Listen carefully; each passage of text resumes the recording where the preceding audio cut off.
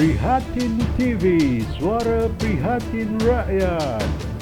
Saya dipergunakan Anwar untuk fitnah Najib, kata RPK.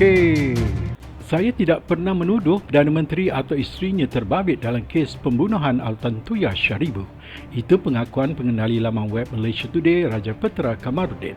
Rajapetera berkata didesak dan dipengaruhi untuk berbuat demikian oleh beberapa individu yang tidak mahu Datuk Seri Najib Razak mengambil alih sebagai Perdana Menteri.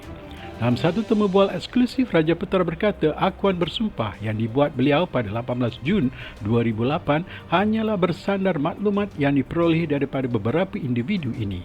Dalam akuan bersumpah itu, Rajapetera berkata beliau menerima maklumat itu daripada beberapa individu. Kononnya, isteri Perdana Menteri Datuk Seri Rosmah Mansor berada di tempat kejadian ketika Altantuya dibunuh. Di dalam SD saya tadi, saya telah bercerita bahawasanya orang ni telah beritahu dan biarlah orang inilah yang datang bercerita, ya, dan pihak berkuasa perlu siasat dan panggillah orang ni. Itu yang saya tulis dalam SD. Saya sendiri tidak timbulkan apa-apa tuduhan. Saya tidak kata saya tahu yang isteri Timbalan Perdana Menteri semasa itu ada di tempat kejadian. Saya tidak cakap, saya tidak buat satu tuduhan seperti berikut.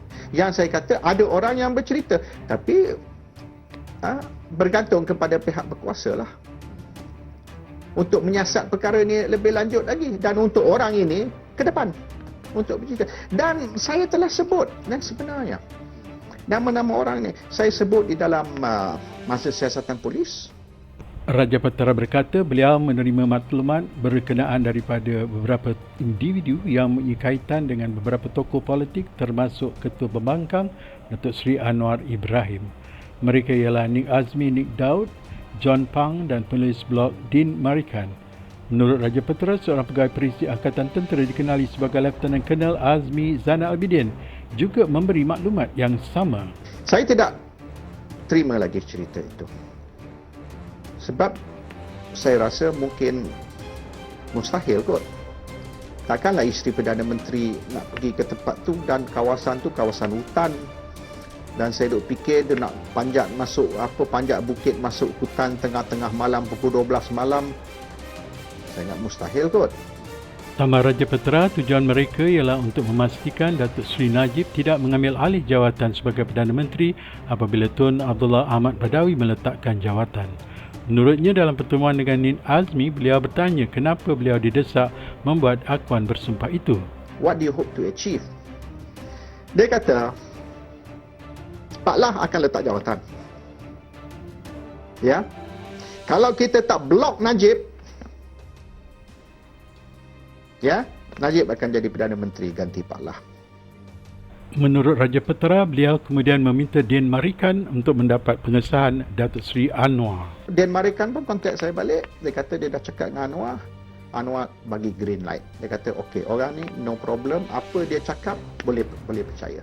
Anwar pun kenal baik dengan dia ni. Dan dia pun biasa jumpa Anwar. Lieutenant Colonel. Dia pun biasa jumpa Anwar. Dan dia pun banyak cerita kepada Anwar tentang semua isu ni. So, proceed. Masa itulah saya pun proceed. Beliau berkata kesemua individu ini berjanji akan menjadi saksi sekiranya beliau didakwa di mahkamah. Datuk Seri Anwar Ibrahim juga sudah hilang kredibilitinya sebagai seorang pemimpin.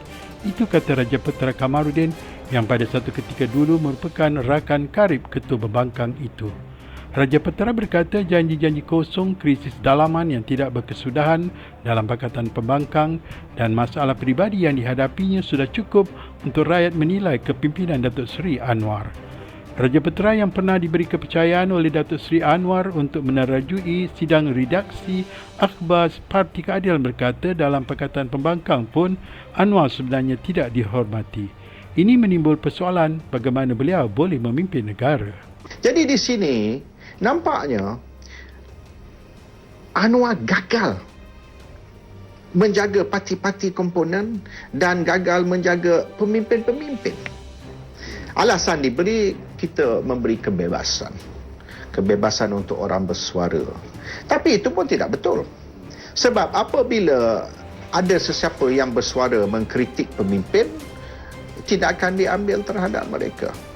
Jadi kebebasan tidak diberi. Hakikatnya juga menurut Raja Petera, Pakatan Pembangkang tidak boleh bersatu kerana berlainan ideologi. Dalam Kerajaan Negeri Selangor sahaja, perselisihan faham antara PAS, DAP dan Keadilan amat ketara. Misalnya di Selangor, Hassan Ali keluar kenyataan lain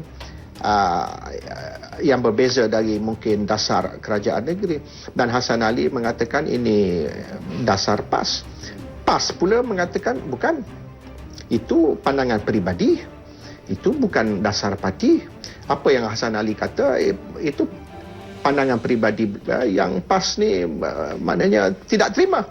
Jadi di dalam PAS pun mereka tidak bersatu. Dan DAP pula mengatakan tak boleh. Kita tidak boleh terima dasar itu sebab dasar kerajaan ialah seperti berikut. Kecoh. Contohnya kata beliau dalam isu penjualan arak di Selangor. Kita ambil satu isu saja, bir misalan. Jadi orang sudah keliru, boleh ke tak boleh. Yang ini kata boleh, yang ini kata tak boleh, yang ini kata rampas, yang ini kata serah balik, tak boleh rampas. What is policy? Jadi Anwar Ibrahim sepatutnya economic advisor, penasihat kepada kerajaan Selangor. Ada pernah Anwar keluar kenyataan mengatakan this is our policy. Ini dasar kerajaan negeri. Dan kalau awak ni ahli kerajaan, ini dasar kita. Tidak. Anwar berdiam. Sementara di bawah ni bergaduh. Itu bukan satu contoh kepimpinan. Not a good example of leadership. A leader knows how to control the soldiers.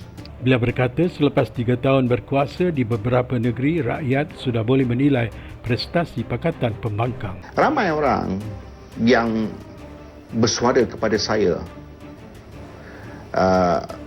beritahu yang mereka sudah disillusion, mereka sudah tidak yakin dengan pembangkang.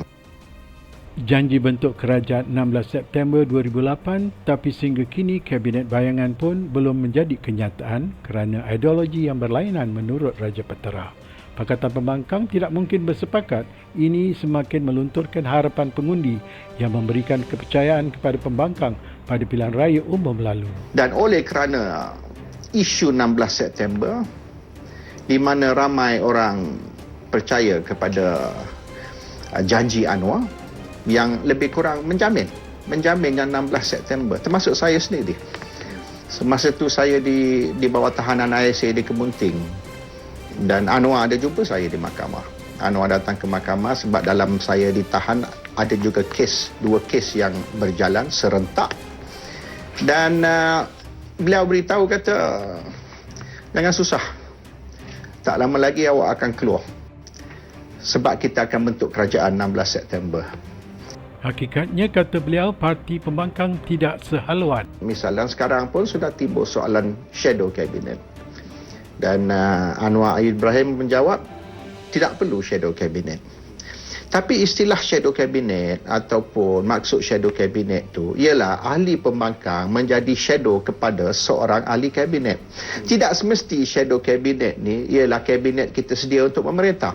Tapi sekiranya shadow cabinet pun kita tidak mampu menubuhkan. Bagaimana sekiranya Pakatan Rakyat memerintah? Siapa ahli kabinetnya? Pengundi-pengundi ingin tahu. Jadi sekiranya sebagai pembangkang pun belum boleh kita buktikan kebolehan kita, bagaimana pengundi nak yakin bahawasanya pembangkang boleh menjadi kerajaan? Sebab menjadi pembangkang ni lebih senang dari jadi pembangkang. Menjadi pembangkang ni kita hanya membangkang saja. Kita tidak perlu melaksanakan. Tapi apabila kita jadi kerajaan, kita perlu melaksanakan apa yang kita kritik semasa kita pembangkang. That's not so easy. Kritik senang. Kita melaksanakan apa yang kita cakap, itu lebih susah. Tapi sekiranya sebagai pembangkang pun kita sudah gagal, sudah tentu rakyat kurang yakin you boleh berjaya sebagai satu kerajaan. Menurut Raja Petera, kes liwat yang dihadapi Datuk Seri Anwar juga banyak menimbulkan kekeliruan di kalangan rakyat. Sekarang ni yang kebanyakan orang, yang ramai orang ni, mereka keliru. Sebab timbul isu ni postpone, pergi mahkamah ni postpone, dan jadi orang tak mampu follow. Sebab kita kena faham, bukan semua orang lawyer. Kadang-kadang lawyer sendiri pun keliru. Lagi kan orang macam kita yang bukan lawyer. So lama-lama orang pun macam tak boleh nak ikut kes ni. Too confusing. Dia tak tahu jadi what is going on. Jadi bila banyak sangat kes di mahkamah ni, maka semua terlibat dengan kes ni. Saya ingat lebih baik selesai saja kes ni. Once and for all. Ini pula cabaran yang dilontarkan kepada Datuk Seri Anwar selepas pendedahan yang dilakukan Raja Petra. Jika Datuk Seri Anwar mengatakan bahawa Raja Petra ini telah mengemukakan satu fitnah kepada beliau, amat wajar Datuk Seri Anwar untuk menyaman Raja Petra. Ini juga satu sebenarnya peluang kepada Datuk Seri Anwar untuk membela diri dia. Tetapi dalam keadaan sekarang, saya tidak fikir Anwar akan menyaman Raja Petra, kerana saya percaya dakwaan Raja Petra itu diasaskan dari satu perkara yang kukuh. Beliau mendakwa setiap individu yang dinyatakan Raja Petra dalam pendedahannya ada kaitan dengan Datuk Seri Anwar Ibrahim. Satu-satu jatuh. Jangan lupa bantu like dan subscribe Prihatin TV. Sehingga bersiaran lagi, Assalamualaikum.